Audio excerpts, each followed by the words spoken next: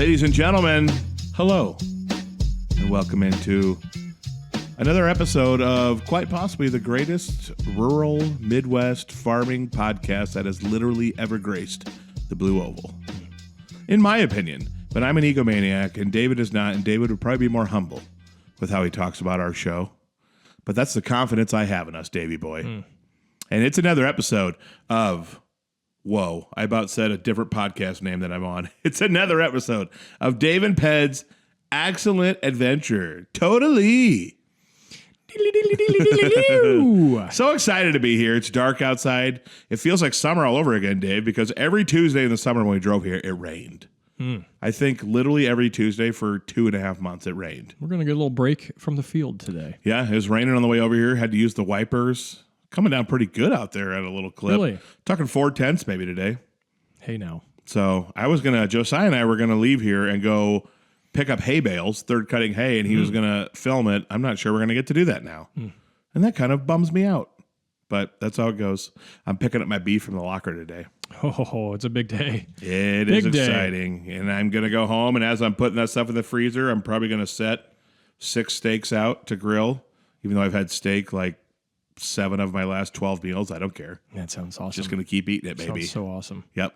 So super excited. Have you made anything else besides the roast yet? No, but beef? I'm saving those tenderloins for a post-harvest celebration. Bro. I'm just envisioning now the first time I ate those tenderloins that I got back like a couple years ago. Yeah. Change your life. I do a little salt, a little cracked black pepper, a little light garlic powder. Please send a video when you're doing it, please. It's going to be good. Or maybe I'll just come look at your grill and watch. 400 Not eat, just watch. 400 plus, 400, 450 for like 5 minutes on each side. 4 to 5 minutes on each side. Can I be an honorary curry that day? Yeah. Sure. You can come on down. I'll share that with you. The thing is, what do you get back from those beef tenderloins? It's pretty much only enough for like one meal. Yeah. Yeah. So you have to pick the right time to do it. That's right.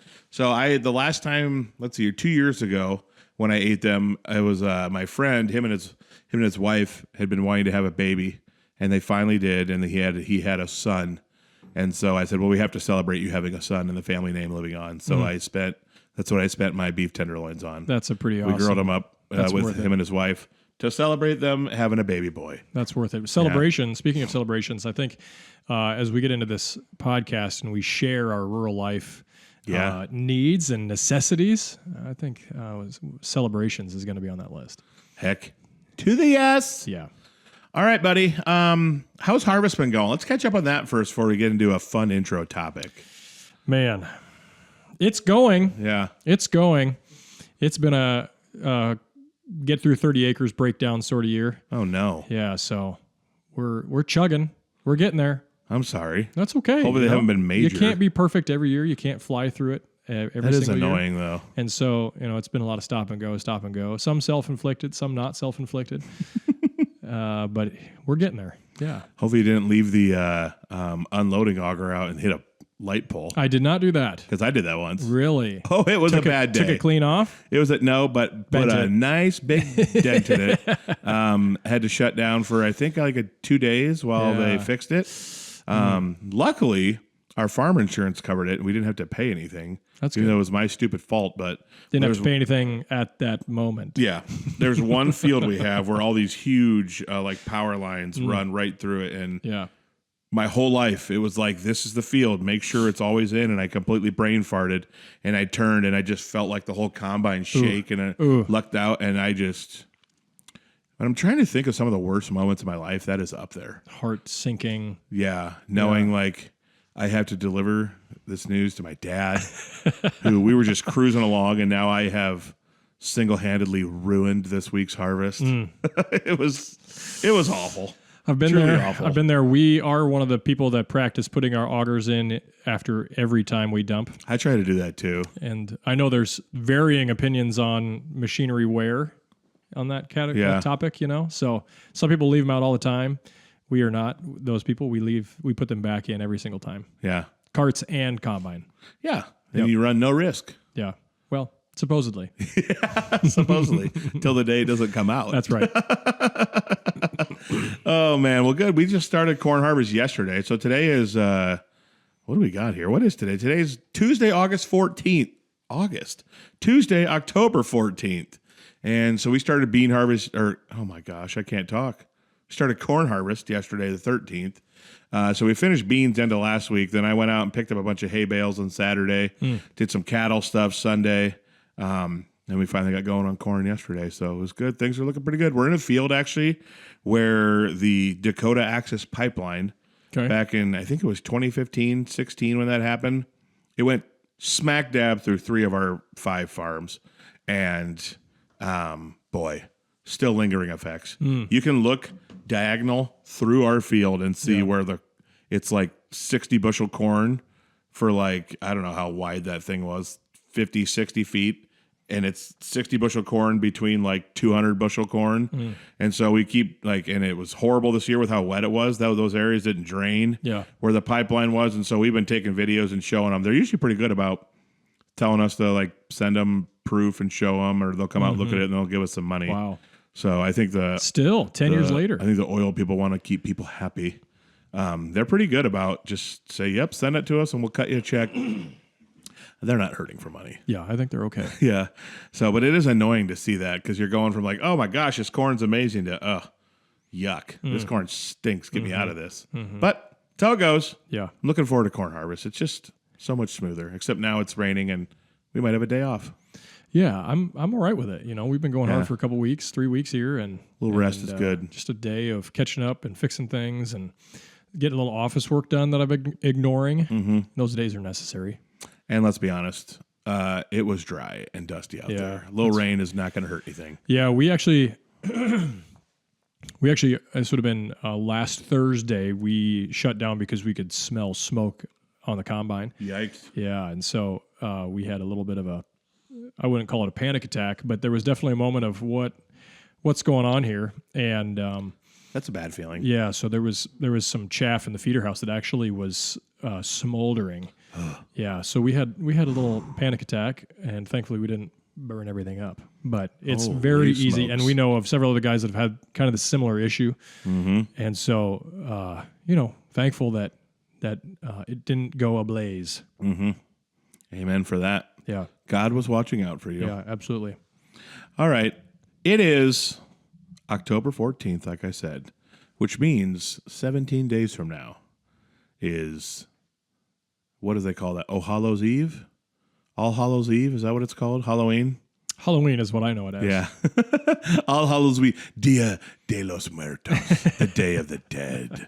Halloween. So I figured we need to list our top 5 Halloween candies. And I wrote my list down for...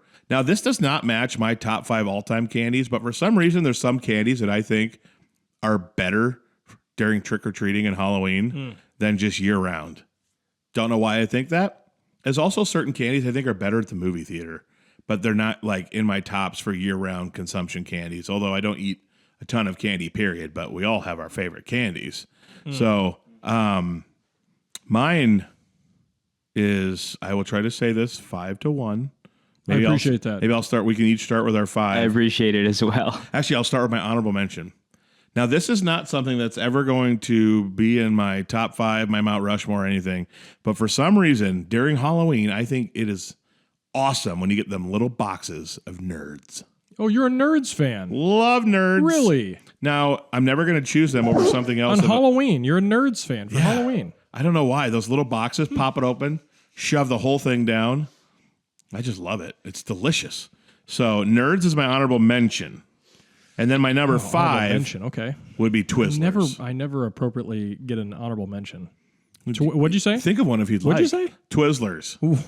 Now Twizzlers for a Halloween cleanse? Twizzlers is a year-round go-to for me. I love Twizzlers. You look at Red 40 and you can't help yourself. Oh, baby. But I thought you were talking about specific Halloween candy that you like. The little packs that's got like the 3 little ropes in it. Huh, sign me up, baby. So good. So that's my number 5. If it ain't chocolate, it's not on my list. Okay. Yeah. See, I'm up. I like chocolate during Halloween, but if I'm going all-time best candies, I'm a fruity guy over chocolate. Serious. Yeah. No way. Honorable mention, Tootsie Rolls. Really? Yeah. Those are great. Thank you. Tootsie Rolls. I love Yeah. chocolate. That's a bottom tier chocolate candy is, for me. is it really chocolate? Is it not? Yeah, Tootsie Rolls is a bottom tier candy for me. But for some reason, I think they're great at the 4th of July. There is an item, I will say, in my Halloween top 5 that is not chocolate. Charleston Chew. How is that a Halloween candy? So, but we'll get there. Okay. Honorable mention, Tootsie Rolls. Okay. Number 5, probably Snickers. Okay. Love Snickers. Mm-hmm. Can't go wrong. Yeah, If you're hungry, why wait? that's right. You're not you when you're hungry. Eat a Snickers. Eat a Snickers. All right. My number 4 for me. Now, normally, this pretentious candy never makes my list. But I think it's dang near elite perfect candy in this form. It is the Reese's Pumpkin. Because Reese's Pumpkin. all you got to do around Halloween time, all you got to do, and it's like the same with like Easter, the Reese's Bunny or the Reese's Egg, okay. or Christmas, the Reese's Tree. Now, normally I hate Reese's because they're stupid little black lining and foil. It's too much work to get to it. You got chocolate all over your thumbs trying to get that black lining off. And it's delicious, but I think they're a pretentious candy because they make you work for it too hard. That's like the number 1 candy of all time for Halloween. I am in the minority with this take, but they annoy me so much with their little foil and black lining on the Reese's cup. Sometimes you just can't win. Reese's Pumpkin, just rip open the plastic, pop it right in. Really? Bang. I don't And know it's if I've bigger. had it. It's more atom-sized. So the Reese's Pumpkin would be mine. I think around Halloween they make pumpkins and ghosts Okay. in the little container. So that's my number 4. All right. My number 4 is Twix. I love Twix. And it's surprising that it's not number 2. But Twix is It's great. Halloween, so I'm trying to... Halloween. You know what my mom likes to buy? She likes to buy the little variety pack. It has Snickers, Twix, Milky Way, and then they ruin it. The 4th one they put in is Three Musketeers. Dude, I love Three Musketeers. Three Musketeers is trash. I love nougat, man. It's so freaking good. I'm like, why couldn't they make it like Milky Way, Snickers, Twix, and Kit Kat? It'd be the perfect bag. I love Three Musketeers. More power to you. Yeah, I'm not a nougat guy. I enjoy some nougat. I think I'd like to hang out with Thank Ted you, Dave. Nugent, but I'm not a nougat guy. Number 3 for me, Skittles. Skittles, baby. Them little bags of Skittles. Whew. Ugh, So good. so not Halloween. You don't like a Skittles? Oh, it just doesn't It's feel not Halloween. Oh, I feel like you get little bags of Skittles. I don't think I've ever I gotten know you get Skittles them, for but Halloween. it just doesn't... For me, it's not Halloween. That's fair. Yeah. All right. What are we on? 3. You have said Snickers and Twix so far. Yes. Kit Kat. Ah, yummy. Yes. Like I said, if it ain't chocolate, it ain't on it. I'll just, Kit Kat's legendary. All right, this is where people might disagree with me. My number 2, Milk Dud. Love Milk Duds. I don't ever see Milk Duds at Halloween. Dude, I love Milk Duds. Now, Milk Duds to me are like, I thought we were doing Halloween candy. you know, the little boxes that has 3 Milk Duds in them. I see them like year round, but I never really see them in Halloween. I see them all the time in Halloween. I'd say it's probably more Halloween than summer parade candy. That's get them during very the true. summer That is parade. very Milk true. Duds, I think, are elite at the movie theater and Halloween. Okay. I love them. You pop those babies in, and if you like suck on them, the outer layer of chocolate comes off, and then you can chew it easier. It's something. It's like you get to enjoy it twice. So What are we on? Number 2? Milk Duds is my number 2. Yeah. Number 2, Reese's Peanut Butter Cups. All right. You like the ones that you got to work for. Lick that chocolate right off the thumb, man. I do like, dude, peanut butter and chocolate is the best combination ever made. It's just a Halloween staple. Yeah. Staple. It's a life staple. Chocolate and peanut butter is a It life is really- staple. And they just changed the wrapper, for whatever season. It's Yeah. my Then it becomes Halloween great. candy. It's my Valentine's Day candy. It's my Your Christmas candy. Christmas tree. Yeah. That's See, sometimes they get me. At the gas station, I'll be like, gosh, I really want some Reese's Peanut Butter Cups, but I don't want to go through the workout of having to open them all. So then I'll buy the minis where they're already unwrapped and you can just take Those them are out. really good. I know. And then it's like, oh, we know that people will buy these because Yeah. they're lazy. Let's Yeah. make them like $9. Yeah. Do you guys like the little like M&M style Reese's? Like the little Skittle style Reese's? Reese's Pieces? Reese's Pieces, thank you. I couldn't think yeah. of what I they're do like called. them. They're just not a top 5 or No, Reese's Pieces. I did take a ask. hike. Kelly said that's probably in their top couple. Oh, take a hike. No way, Those Kelly. are Get good. out of Those here. are I good. think this. Well, maybe she was talking about Reese's don't get peanut me butter wrong. cups. It's I can't remember. good. She might have been talking about Reese's peanut butter cups. Is it Reese's But I know she Pieces likes or Reese's Pieces. Pieces? Reese's Pieces. If someone says Reese's Pieces, they deserve a shin kick. Dave's about to say Reese's Pieces. You say it that way, Reese's Pieces? Reese's Pieces. It's so stupid. All right, my number one, you already mentioned it, Kit Kat. To me, it's the Yes. greatest. Thank you for coming around on It's chocolate. the greatest chocolate, greatest candy bar of all time. I love Kit Kats to no end. It is really good. So good. Twix is actually probably my normal number one. Okay. But I don't view it normally as a Halloween candy. Okay. It's just exceptional. So for my number one, Jolly Rancher. going way back to the late 1800s, candy corn. Yes. Wow. Candy corn. I'm so happy Candy right corn. now. I'm Mainly so happy because right now. you only have it at Halloween.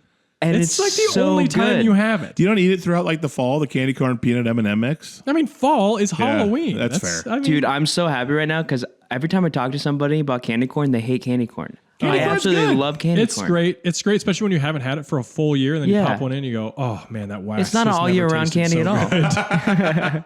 good." The candy, I'm the so candy corn happy. pumpkin, love those. The pumpkins. So that was my other thing is that when you said pumpkin, I was thinking of the candy corn pumpkin, but you were talking about a Reese's peanut butter Yeah. and chocolate Oh, pumpkin. dude, I think the candy corn is a staple of every Halloween. it is. Agreed. Yeah. My mom always mixes a big batch of candy corn, M&Ms, and peanuts.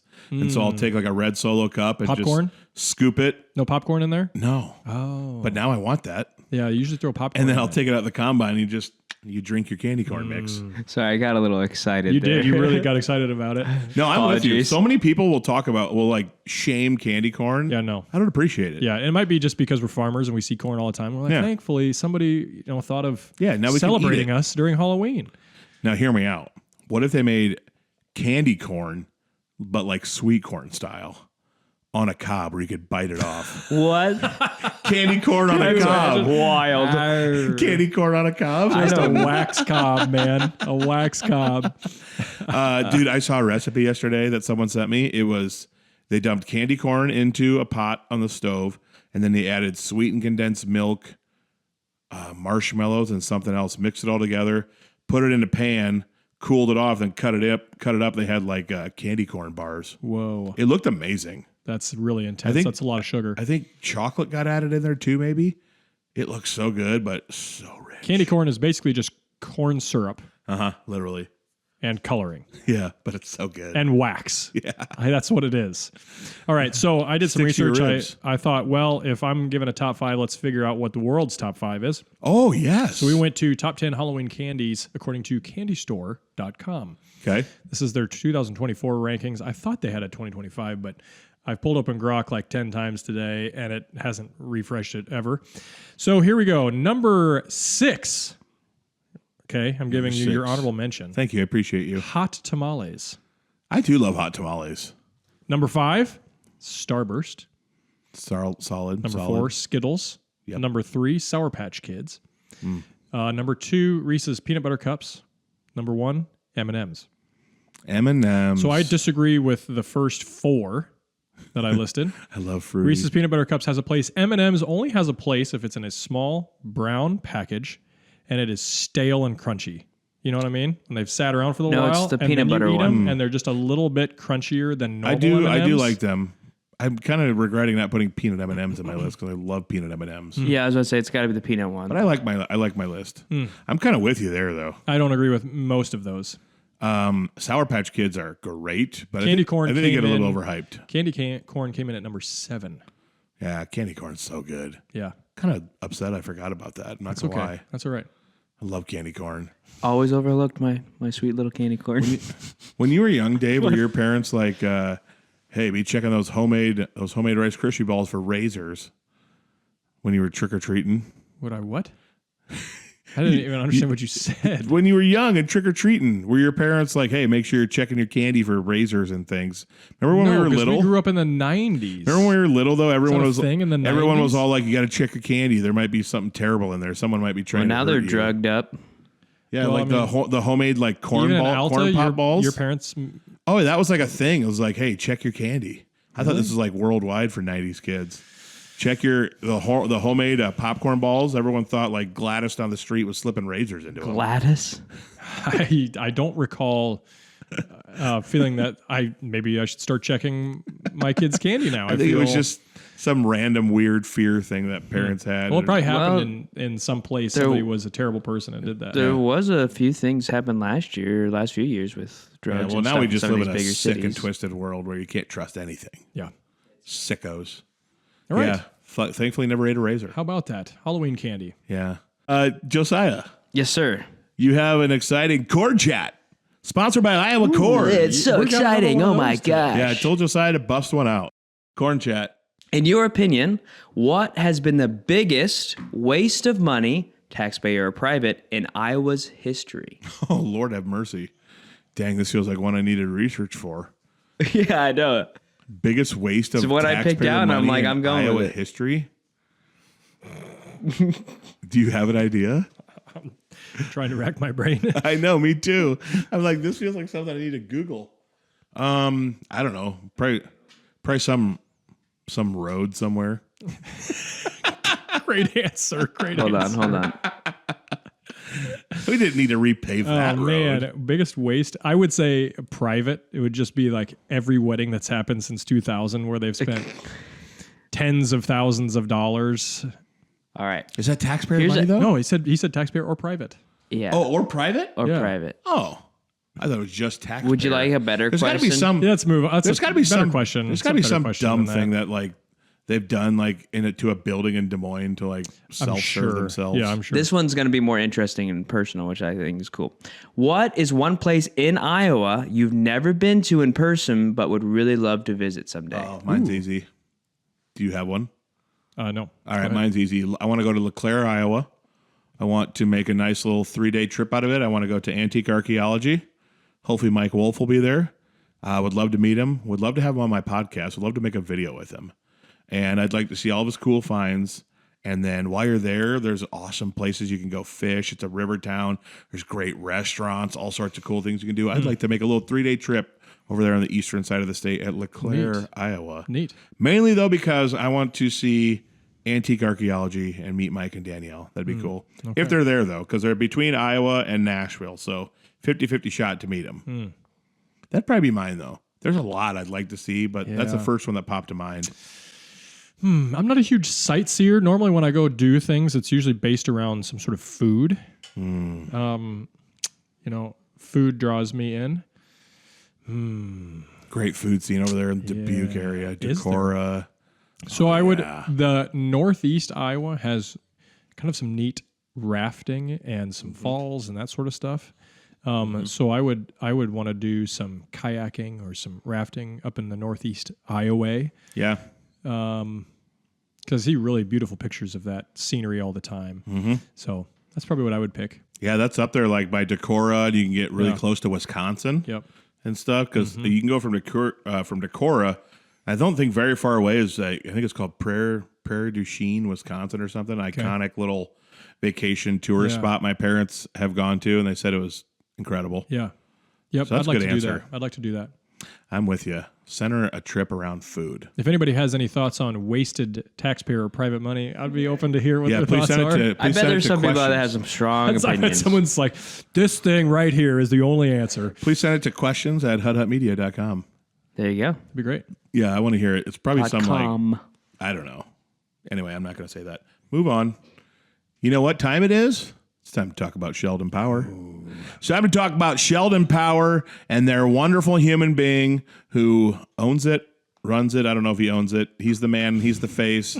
He's the business. His name is Mitchell You seen him on the podcast? Van Gorp. There he goes. I couldn't remember his last name for a second. All right. Sheldon Power is where power meets the peak. Speaking of the peak, Mount Everest. All right. Sheldon Power is a full-service heavy diesel repair shop. They offer quality lines of equipment. They are your trusted service center for everything from tractors, love it, combines, heck yes, semi-trucks, never driven one, and small engines. They pride themselves in carrying quality lines from Landall tillage, I've actually heard of that, to Minnesota trailers, quality trailers. Thunder Creek Fuel Trailers. That's Thunder Creek. What a great Isn't that name. a great name? I know. And last but surely not least, X-Mark Mowers. X marks the spot. Yep. And David knows that is the greatest mower possibly ever made. Known to man. Yeah. I would like to have a Minnesota trailer. I don't know if it's a tilt bed one that I can haul my skid loader with. I would really like a flatbed, honestly, for transporting hay, transporting flat racks that break down when you're going down the road. So if everything that's going to happen again, Sheldon Power is where I'm going to get it. It'd be nice to have a fifth wheel flatbed. I don't have that. Yes, that would be. A tiltable bed is what I'm looking for. Yeah. But I will comment on something I saw in one of your farming with pet videos. Oh, yes. Your ability to stand on the bucket of a skid loader facing backwards with a trailer hooked up to the back of the skid loader and move that thing, I was really impressed. Yeah. I was almost in awe of what was happening. Driving that was tire trailer that off was the gravel amazing. road. But I also thought, I don't think my skid loader would let me do that. Nope. You must have a seat switch thing that's kicked off somehow. Yeah. And you gotta. That's the thing is like I'm afraid to upgrade skid loaders because I won't be able to do things switch. like that. Yeah. And like when I back every year at the end of harvest, we leave 4 wagons completely full of corn and we grind feed out of them because usually that plus one of my full bins is enough for my cattle feed throughout the year. Hook that skid loader up, stand on the bucket, and I can back them right in, no problem. And that's why I don't want to upgrade. I would like a bigger skid loader. I got to figure out a way to be able to do that and not have it. That thing was. I was pretty impressed by that. I know my dad had just pulled out of the yard, the farm we were at, and boom, there goes a tire. I'm like, well, unhook yourself. I'll drive the skid loader off. We'll hook it up, and I'll back it into the yard. Yeah, well done. Well done. Thank you. Maybe you fun. should be in search of a new trailer. Yes. Yeah, that was a homemade. That's a homemade skid loader trailer we've made. I'm kind of proud of it. Well then, it's impressive. But honestly, we've used it 18 million times. It might be time for something new. Yeah. Well, you know where to find one at sheldonpower.com. Sheldon Power. Go there, get yourself a trailer, get yourself some okay, here you go. Get yourself some Taco John's. Then go get the trailer, spend a couple hours there, work that Taco John's through the system, get some Chinese food on the way out of town. Boom. At Mr. something there. I can't remember the name of the restaurant. Yeah. Like, Mr. Stir Fry? No, it's not a Mr. Stir Fry. I don't remember what it's called, but it's tasty. I've had it. But honestly, if someone's making Asian food, there's a 0% chance I'll think it's not good. Really? So I just love it all. Really? Yeah. Okay. Even like the really low tier Chinese buffets that Fill me up. Bad for you and not Fill even me Chinese up with food. sodium and terribleness. By the way, your wife and Josiah both ate at the same place at the same time unknowingly. Yeah, that was funny. Sushi Kato. Yeah, it was really good. It was actually really good. Your wife, David, got a poke bowl in Storm Lake. Who would have ever thought that you'd be able to get a poke bowl in Storm Lake, Iowa? And she said it was great. Raw sushi. We both looked at each other and said, well, we'll find out tomorrow. We'll take this chance. Yeah. I love poke bowls, dude. They're so good. I mean, it only makes sense that you would get fresh fish in a landlocked state, doesn't it? Yeah. Hey, Storm Lake has a lake. I looked at the price of like shipping like sushi grade fish. Yeah. It's expensive. I know. It's a lot of money. That's why I'm like, do I eat this? Yeah. This is raw fish. Yeah. Yeah. You always eat raw tuna. Let the good times roll. Sushi Kato. Yeah, Sushi Kato. It's good. It was really good. I still haven't been. I want to go bad. So, all right. Before we get into, we're going to discuss kind of our pillars of rural America, what we've learned maybe in 20 some episodes of doing this, kind of our thoughts on rural America and our pillars. But before that, I need to share 5 more ANF 40s with you. Oh, yeah. Fire away. So I did, last time I did 40. If we counting down how we do it, it was 40 through 36. But they're counting 1 up to 40 on their videos. Yeah, we've really messed this up. So I started just numbering these like they numbered them, so I don't get confused. So now you're 6 through 10. Yeah. Instead of 36 through 30. Instead of 35 through 30. Or 35 through 30. Yep. Yeah. Wait, 35 through 31? I don't know. All right, doesn't matter. Here we go. Number 6, collagen from cowhides. This is why we need farmers. Collagen from cowhides and bones are used to make hand creams, serums, lip gloss, and retinol. So, for all you women that are in the mirror, looking all pretty, putting on your creams and your gloss, getting ready to impress your man, just remember, this is skincare by way of beef. You need beef. Thank a farmer. Collagen's really good. There's collagen supplements and stuff that are really good to take. Yes, sir. Really good to good skin for the overall. joints. Hair, skin, Joints. nails, joints, Skin. Have it all from your Beauty beef. by beef. I need to start a beauty brand. Beauty by beef. Beauty That's by beef. great. I should start a brand. That's gonna be the manliest Beauty by beef. skincare company ever. First And form has people good would collagen. be like, wait, is it because of your beef or are you beef? And I'll be like, that's for you to decide. Number 7, stearic acid. Have you ever heard of stearic acid?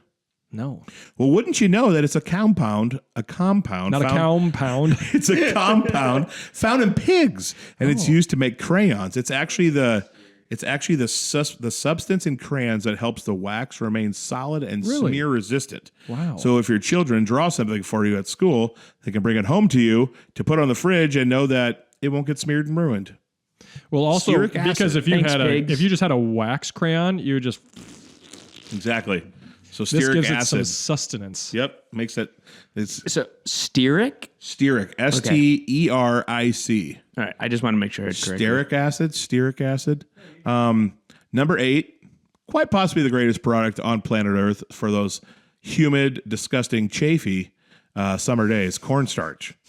Cornstarch is a main ingredient. Good First night. of all, obviously it comes from corn. Man, It's a main ingredient in to-go coffee cups. Did you know this? no, I did not know. So it works like plastic, but it breaks down good for the environment. So you go to Starbucks, Scooters, Grand Central, wherever you go, you get your to-go coffee cup. Very good chance made from cornstarch. Man, How about that? how about that? Cornstarch isn't such a bad thing after all. Cornstarch So, is the freaking goat. Weren't you stopped at the airport because of your cornstarch? Or questions? Yeah, I took too big of a container of it to Florida, and they questioned me on my cornstarch, and I said, "Boy, I'm going to make a lot of soup. I'd I need this cornstarch." really like to have that," and they let me have it. I'm going to Florida. I'm going to need that cornstarch. Number 9. Yikes. How about we're going back to soybeans? There's soy-based fibers that are used to make clothing. I did not know this. Yeah. I did not know that in clothing was soy-based fibers. So, farmers are the real fashion icons. That's right. Well said. And then number 10, back to cows. The leather, the bone, the horns from cows, gelatin adhesives that come from cow products. These are used to make your belts and your pant and shirt buttons and shoes. Nice. Obviously leather for shoes. Yeah. Nice. But buttons are pretty much primarily made from cow product. And obviously did your not know leather that. belts. I So did not know the how about buttons. that? Yeah. So many crazy things out there. We got 30 products to go, and my mind is already blown with just 10. I say of my favorite of that, it was probably collagen, just so I can start Beauty by Beef. Beauty by beef. Yeah. I need to start going up to my cows and be like, can you guys just squirt out some collagen so I can make some money out here? All right. Let's talk pillars of rural America seen through the eyes of Dave and Ped. Yes.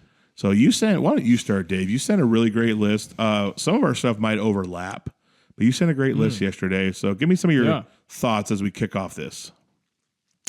Right. I think our communities should have some sort of guiding principles for their development and for community to continue to expand healthily, right? Rather than suffering some of the unintended consequences of manufacturing changing and farm changing and all that sort of stuff, right? There's been a lot of things that have impacted rural America over the years, which unbeknownst to the people in rural America were kind of outside factors that over time have done a lot of damage.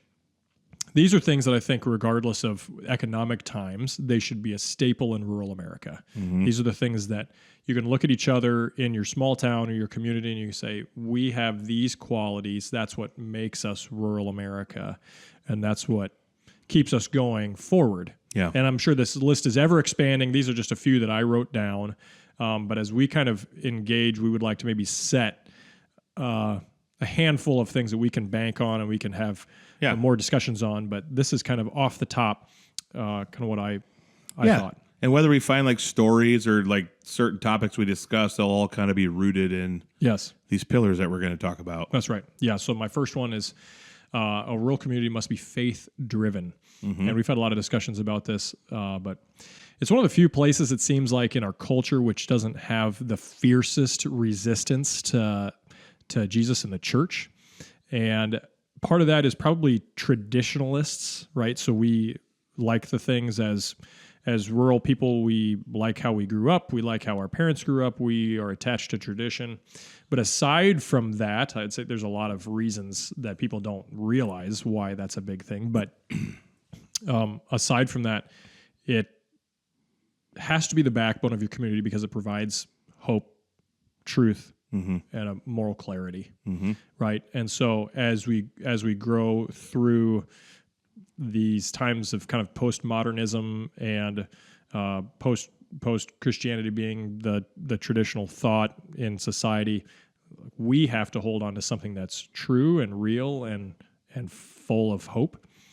Otherwise, if all the chaos that we see everywhere else blends to our rural landscape, then it really is going to be chaos. Yeah. And so to fight that back, the church kind of has to be the main staple of that. Yeah. Secondly, self-reliant, a community that can be self-reliant where everybody has a role, and in those roles, everybody can accomplish something that's needed, right? So whether that's a mechanic or a blacksmith or a small grocery store or whatever, like you want to be able to try and fill all the roles of your community, and because there's always a place for that. And once again, outside economic factors sometimes have more of an impact than we wish they would, but at the same time, there are success stories of those things happening. And so being creative to come up with that thing that you can be for your community is really important. And then on top of that, the next item would be supportive, encouraging, and positive in your own community. It's easy for negativity to ravage, be online, right? Yeah. And it's one thing for that to happen in large cityscapes where you'll never walk into the person that you're talking about online.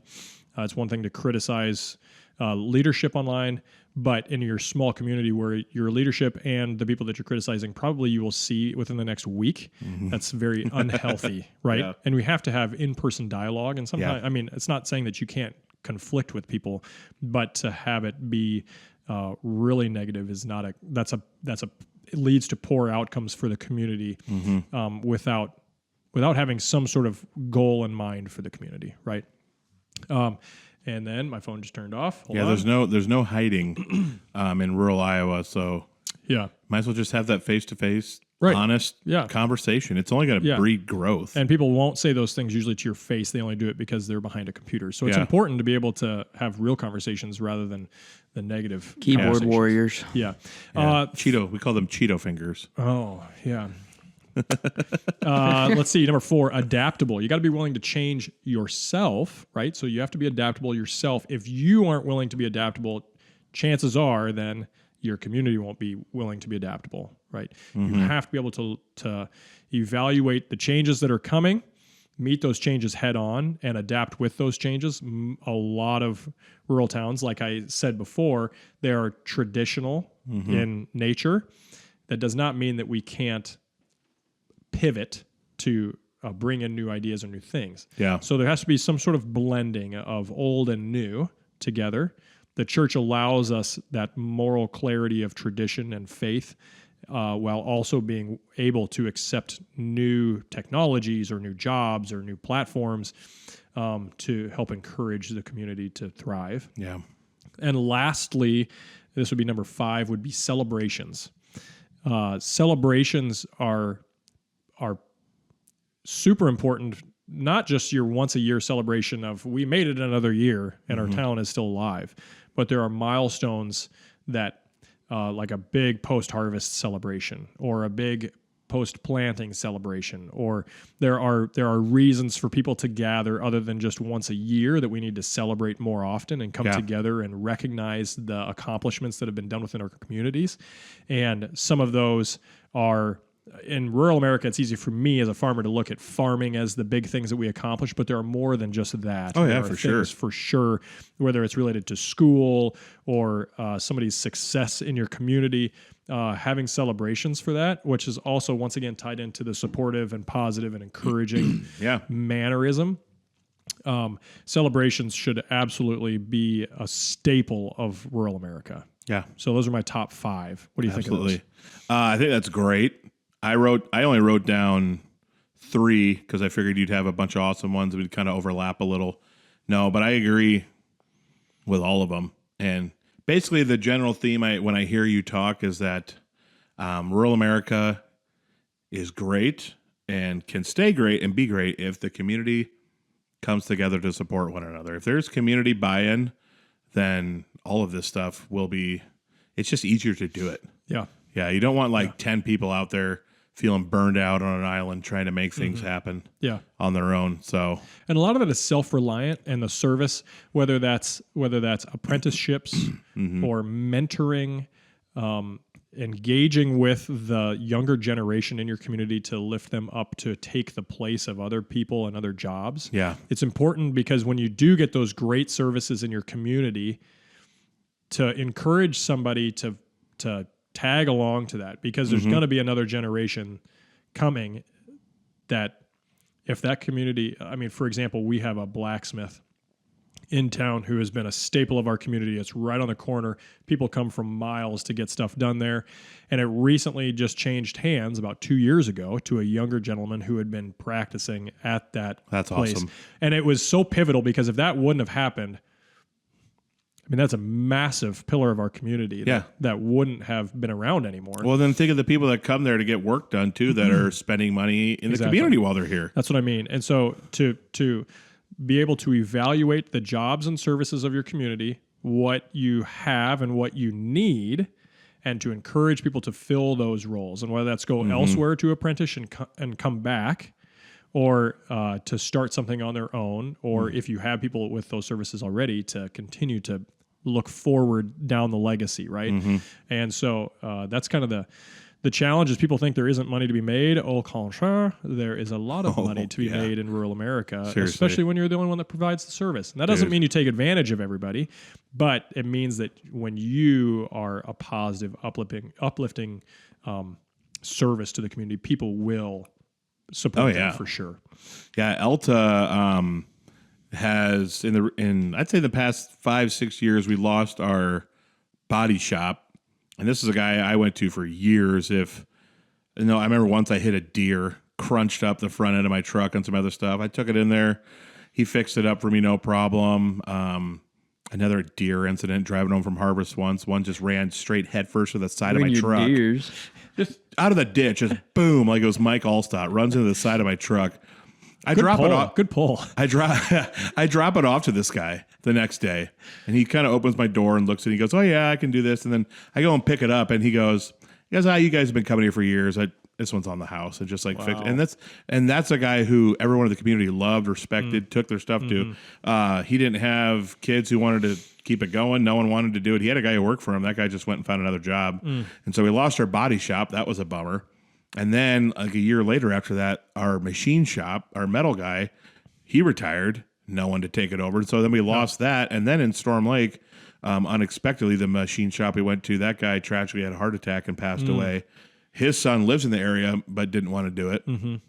And so our mutual friend Dave has told me about a good metal guy down this way that I've used. But it's just, man, those guys were doing very well for themselves. If someone wanted to take up that trade and be your own boss, if obviously you have to be good at it, but it's almost can't fail in that trade. And sometimes the challenge is the person willing to dive into the financing side of that, right? Yeah. Because these businesses are big businesses. Yeah. And you got to be willing to take on, a sizable chunk to get into that. And creative financing between the owner and the future owner, and working that sometimes is where the sticking point is. A lot of times people think they can't afford to buy the business. Yeah. So you got to get creative, and there's ways to do that for sure. So don't rule that out, because it's needed. We got to have that stuff. Yeah, for sure. Well, there's every community, I can think of like 5 guys right now who I could go to who would probably be willing investors if I wanted to buy a business, or they'll buy the business, and instead of like what they'll charge you half of what a bank would, so they're making money on it too, so you can pay back a lower interest rate. To them, I had a friend do that with his law school. Actually, went to a guy in our community. The guy gave him like a $200,000 check. Paid off. I was with him when I was looking at this check made out to him for like over 200 grand. I go, what if we just go to Vegas right now? Put it all in black.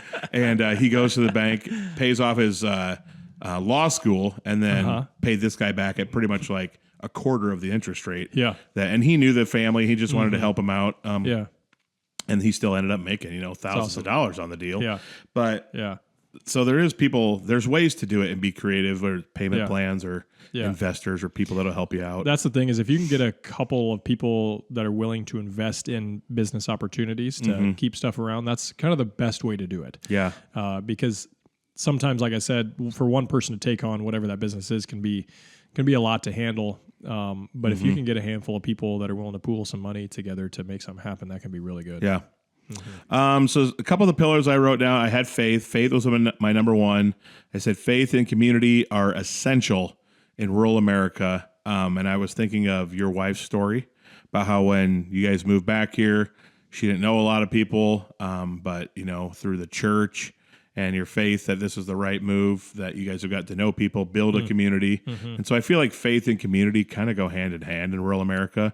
Also, like the Corlew story when they were on, about how their faith was what basically helped them, thrive here. And then they meet all these people that help watch their kids and support them and do things for them. So I feel like faith and community go hand in hand, because they're kind of married to each other, really.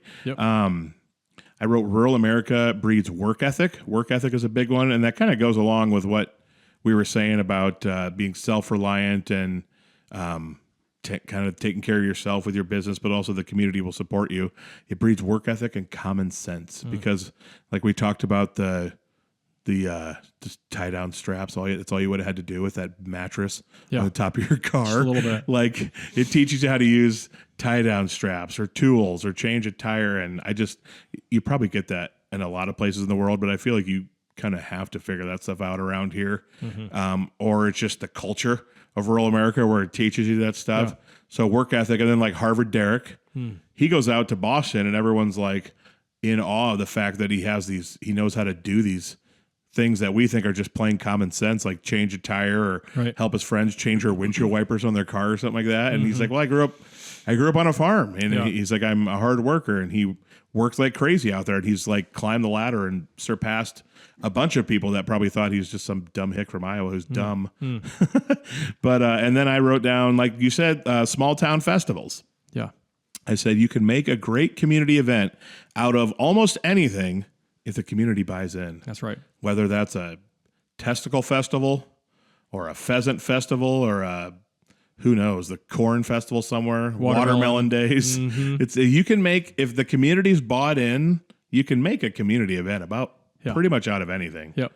And then within those events, there might be fundraisers, raffles, certain things where you can raise money to help out businesses, or certain things with like maybe the local school or something like that. And so that's kind of the 3 I wrote down. And sometimes you just need to get together to sing and dance and be merry and have fun. And that stuff is necessary too.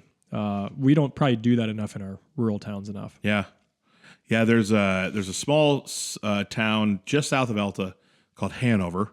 And every year they have a Hanover Festival, and they pull out all the old like harvest equipment and old farming stuff from like way back of the day, and they show how it used. There's a bunch of people who still like know how to keep that stuff up, so they show the community how to use it. They have a big Sunday like church service out there and stuff with that. There was live music. They had food trucks.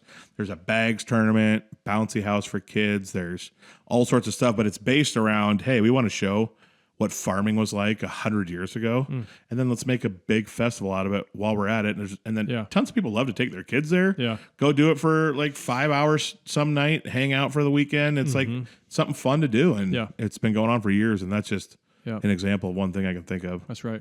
Yeah. Were you going to say something? All right. Well, that was good. That was great. And I feel like whenever I find a story or something, a lot of it is rooted in what we just talked about. Mm-hmm. And I don't think we'll ever change. Yeah. Because we want to showcase rural America, baby. Yep. I said that was actually my latest Backroads and Bonfires podcast episode. Shameless plug. I talked about my goals and dreams for Hut Hut Media for about 20 minutes in that episode. And one of them was to shine a light on and showcase rural America.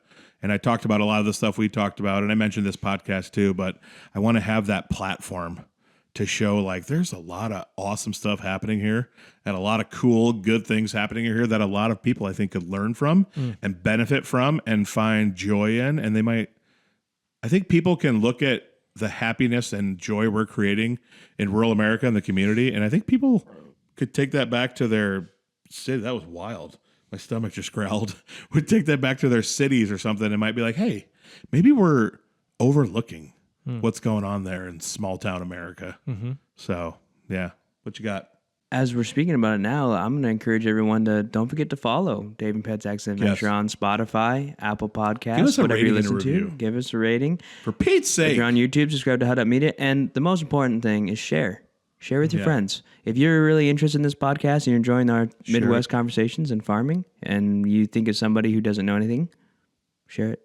If they don't know anything, just share it.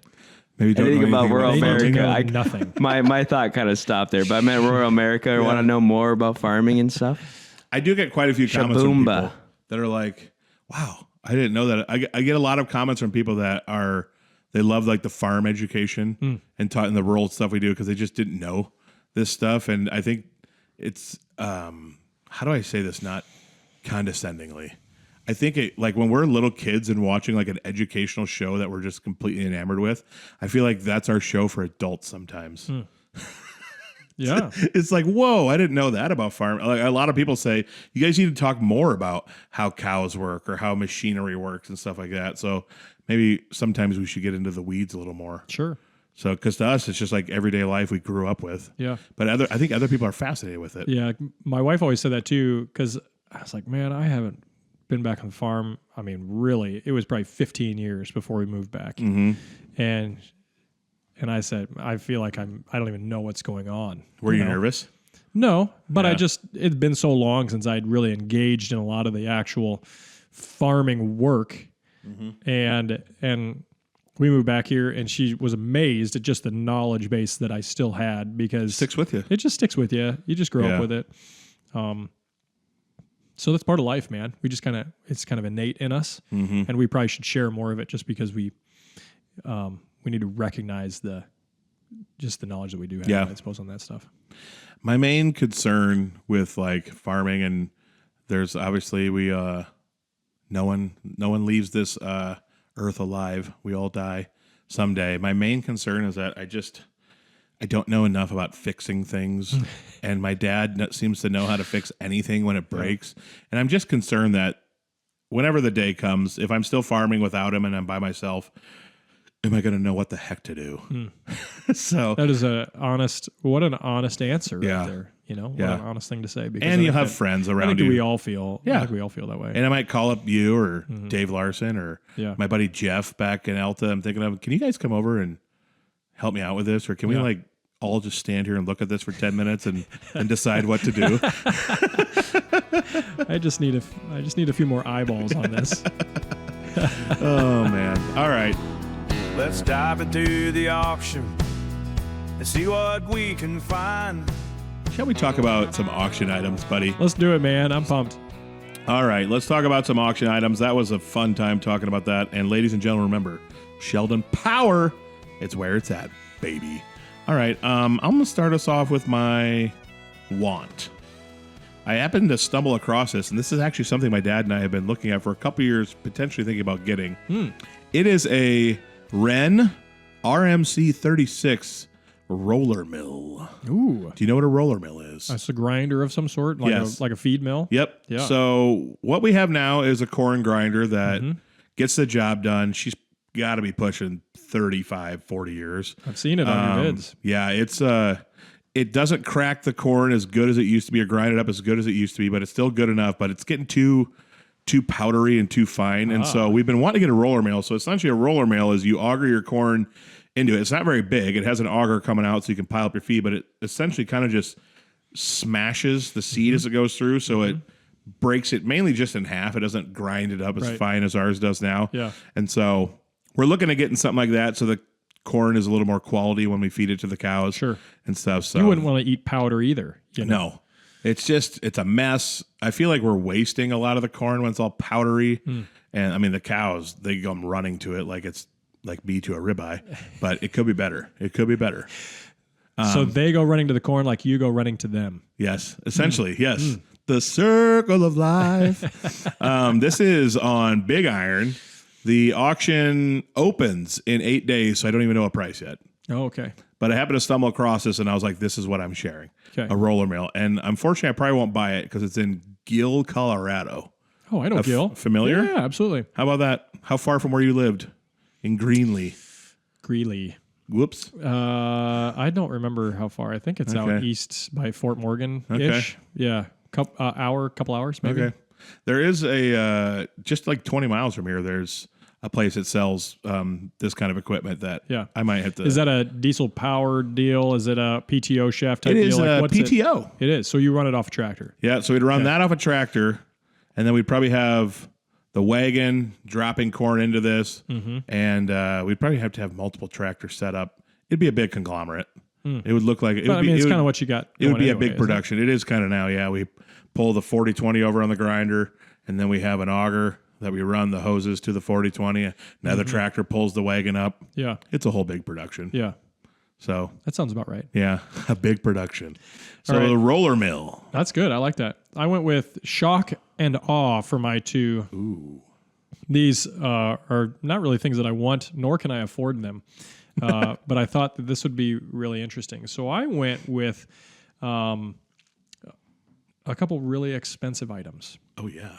And these are hot auction items in the collector world. The Batmobile? No. The General Lee? No. Okay. No. This is the British Guiana 1 cent magenta stamp. Stamp? At 0.04 grams in weight. The British 1 cent magenta stamp was once sold for a penny when it was printed in 1856. Okay. The rarest stamp in the world. It is a one-of-a-kind collector's item, which has belonged to such names as Count Philip von Ferrari, Arthur Hind, and Jean-E Dupont. After Dupont's death, the stamp was sold several times at various auctions, ultimately claiming a spot as one of the most expensive items ever sold at Sotheby's as of 2025. Yeah. Its standing as one of the most expensive auction items comes from its rarity. The stamp was bought by shoe designer Stuart Weitzman for the sum of $9 million. A stamp? Who cares when collecting the item, Weitzman reportedly tucked the stamp into his back pocket so as not to draw attention to it. Or what if he ruins or it? Lose it or run it through the laundry. Oh my gosh. A $9 million laundry mistake. That's crazy. $9 million. Why? Who cares about a stamp? This big. The stamp collectors. I find it interesting that they say it's the rarest stamp ever made. Is it literally one of a kind? But aren't there other one-of-one stamps? Don't you think rarest could be argued? Yeah. I guarantee you someone stamped something in George Washington's time. Well, it'd be more like a stick-on. I'm thinking of like where they seal the envelope with that melt. Yeah, no. Because rarity would have to do with the quantity. And if there's only one of one and multiple one of one, there's a lot of... several one of ones. I mean, I could make a one of one stamp. Maybe not, because it has to be minted by the government. There's a way. We could do this. We could make a stamp, sell it for $10 million, and be set for life. One of one stamp minted by David Curry. Produced in 2026. It's very rare. All right, what do you got? What's your next one? All right, my unique item is an experience. An experience found on Charity Buzz, and this is to throw out the buzz, the first pitch at a Boston Red Sox game next year at Fenway Park. Current bid is $4,000. The estimate was $3,000, and there's still 9 days left, so it's probably going to go even higher. $4,000 to throw out the first pitch. Yeah, it's probably going to end up for like 10 if I had to guess. I find that interesting. How would they announce you? Well, Usually they would say, you've got a hello, celebrity. ladies and gentlemen. Throwing out today's first pitch is Adam Pedersen, owner and CEO of Hut Media. Listen to his shows on Spotify and They Apple. would not include any of that. It would probably just be, look at the man who spent money on this. Well, the reason I picked this is because this could be good marketing for Hut Media. Okay, go Marketing? And so I'm going to wear a Hut Media hat, Hut Media shirt. I'm going to try to convince them to also let me sing the 7th inning stretch. And so not only am I going to throw out the first pitch for at least 20,000 people at Fenway to see. Wait, hold on. It's the Red Sox, though? Yeah. on. Go on. What does that have to do with it? An opportunity for one person to throw out the first pitch at a mutually agreed upon Red Sox game. Selection of game will be TBD sometime in early 2026. First come, first served basis.